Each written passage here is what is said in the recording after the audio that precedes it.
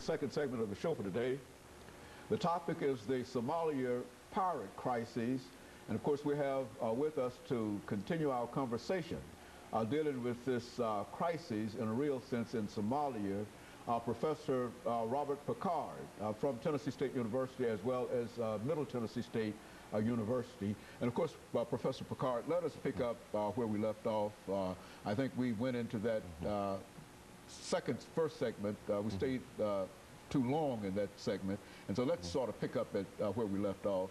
To have you to talk about Somalia and some of the crises that you see there. Okay, now first of all, I wrote an article which was published this past Tuesday, the 12th, on Somalia, and really about what was called the axis of upheaval. The historian Neil Ferguson, who I'm sure you're familiar with, wrote a recent article in Foreign Policy magazine entitled Axis of Upheaval, in which he says that three factors can predict lethal organized violence. First of all, ethnic disintegration, economic volatility, and thirdly, empires in decline. When structures of imperial rule has crumbled, battles for power surely are most bloody. He mentioned several countries there. He talked about Russia might be joining that list. The Congo, of course, is very much, the Congo for 12 years has been torn apart in rebellion. You've had Rwanda, of course, at one time. I think Rwanda's in good shape now. You've got Mexico, our nearest neighbor, thanks to the laxity of our gun laws in this country, which is an outrage. They are becoming that way with the narco problem, the narco terrorism, as we're talking about, or the gangs. Somalia has, since 1990, basically been an anarchy. Of course, we had soldiers there for a short time, and we had to leave.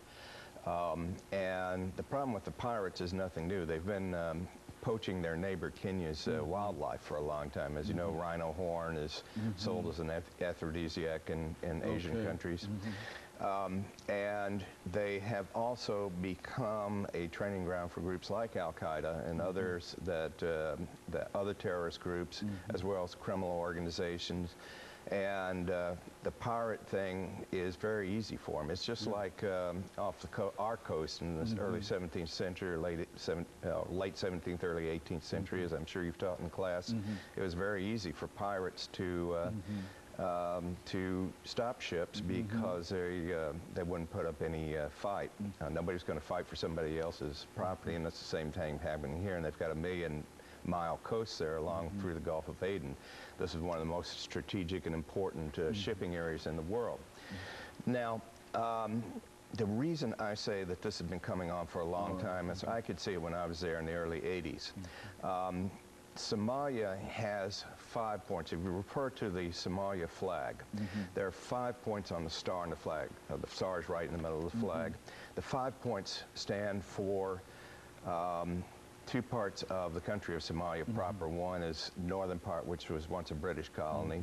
The southern part, which is Italian. It also includes the Djibouti, which is north of Somalia, an independent country, which is Somali, but French Somaliland. You have a large part of Ethiopia there called the Ogaden, which are ethnic Somali, and part of Kenya, which is Somali. And so all of these places Somalia claims. Now, the Organization of African Unity, of course, has been against any kind of changing borders because, quite frankly, as I'm sure you know, the Europeans drew the borders of the African countries to suit their own purposes, very arbitrarily and capriciously.